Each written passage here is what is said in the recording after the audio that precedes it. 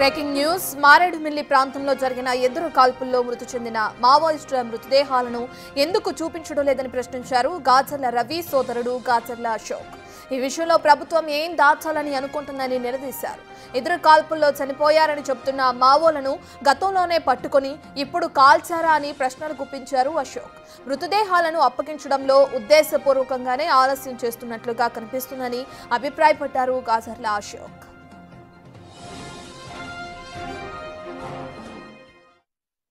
అసలు ఇది ఎందుకు ఇలా చేస్తున్నారు అనేది చాలా అనుమానాలకు తావిస్తున్న పరిస్థితి ఉన్నది మాకైతే.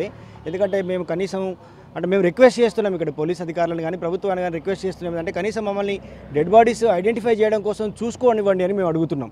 ఆ తర్వాత మీరు ఏ ప్రాసెస్ అయితే ఉందో ఆ ప్రాసెస్ కొనసాగించండి, మీరు పోస్ట్ మార్టం కానీ ఇంకేదైనా ప్రాసెస్ ఉంటే కొనసాగించండి, గంట లేట్ అయినా పర్వాలేదని మేము అంటున్నాం. కానీ మీరు అంటే పోలీస్ అధికారులు కానీ ప్రభుత్వం కానీ ఇప్పటివరకు కనీసం చనిపోయిన వాళ్ళ డెడ్ బాడీస్ని సంబంధించిన ఫొటోస్ ఏమి రిలీజ్ చేయడం లేదు. మేము ఇక్కడ వచ్చి ఉన్న వాళ్ళకి కనీసం డెడ్ బాడీస్ చూపించడానికి కూడా ప్రభుత్వం సిద్ధపడడం లేదు.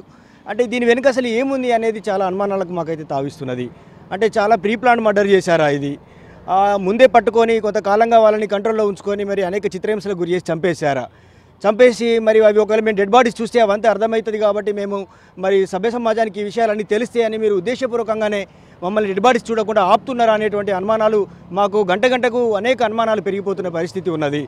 ఎందుకంటే ఒకవేళ చంపేశారు, అయిపోయింది కదా. అయిపోతే కనీసం మీరు రాజ్యాంగ విలువలకు కట్టుబడి ఉన్న వాళ్ళైతే, మానవతా విలువలకు కట్టుబడి ఉన్న వాళ్ళైతే శవాలు మాకు చూపించండి, మాకు ఇవ్వండి, కనీసం మా కుటుంబాలకు మాకు శవాలు ఇవ్వండి. మీరు ఏదైతే శత్రువులుగా భావించిన వాళ్ళని చంపేసి ఉండవచ్చు, కానీ శవాలు మీకైతే శత్రువులు కాదు కదా. అది కనీస రాజ్యాంగ విలువలకు కట్టుబడి ఉండే వాళ్ళుగా మీరు చేయాల్సినటువంటి మానవత విలువ కదా. ఎందుకు మీరు చేస్తలేరు ఇది?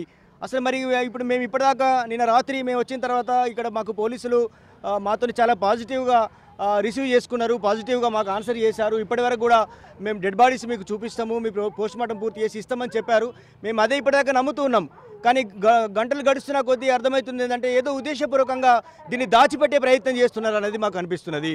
మరి దాచిపెట్టాలనుకుంటున్నారు, ఏం దాచిపెట్టాలనుకుంటున్నారు మీరు? అంటే మరి ఇంతకుముందు కొంతమంది విషయంలో ఎన్కౌంటర్స్ జరిగిన తర్వాత మరి నిమిషాల్లో గంటల్లోనే మీరు ట్విట్టర్లో ఈ రాష్ట్ర ప్రధానమంత్రి గారు కానీ ఈ దేశ ప్రధానమంత్రి గారు కానీ హోంమంత్రి గారు కానీ నిమిషాల్లోనే గంటల్లోనే మరి ట్విట్టర్లో కూడా ప్రకటించి పెద్ద ఎత్తున ఇవాళ మరి ఆ ఫోటోలన్నీ కూడా ప్రకటించి మేము ఇంత పెద్ద విజయం సాధించామని ఫోటోలు కూడా ప్రకటించగలిగినప్పుడు అంత పెద్ద సుదీర్ఘమైనటువంటి రవాణా మార్గాలు కూడా లేనటువంటి చాలా సుదీర్ఘమైన లోతట్టు ప్రాంతంలో ఉన్నటువంటి అబుజుమాడి ప్రాంతం లాంటి చోట్ల ఎన్కౌంటర్ జరిగితే కూడా మీరు గంటల్లోనే ప్రకటించగలిగారు కదా, ఫోటోలని కూడా మీరు బయటికి రిలీజ్ చేయగలిగారు కదా. మరి రంపచోడవరంకి ఒక 15 కిలోమీటర్ల దూరంలోనే ఎన్కౌంటర్ జరిగిందని చెప్తున్నారు నిన్నటించెల్లి. మరి రంపచోడవరం నుంచి 15 కొన్ని గంటల్లోనే మీరు డెడ్ బాడీస్ని కూడా రికవరీ చేసుకునే అవకాశం ఉంది. కనీసం మీడియాని మీరు రానివ్వలేదు, మీడియాకి ఇక్కడ అవకాశం ఇస్తలేరని కూడా మీడియా వాళ్ళ ద్వారా కూడా తెలుస్తున్నది. మీడియా వాళ్ళు కనీసం డెడ్ బాడీస్ని మీరు ఇవాళ ఇక్కడికి హాస్పిటల్ తీసుకొచ్చినప్పుడు విజువల్స్ తీసుకోవడానికి కూడా అవకాశం ఇవ్వలేదని చెప్తున్నారు. మరి అలాంటప్పుడు కనీసం మరి మీరు ఇక్కడ ఒక 24 గంటలు పూర్తి అయింది. 24 గంటల తర్వాత డెడ్ బాడీస్ను ఫొటోస్ తీసి మీడియాకి విడుదల చేయడంలో ఎందుకు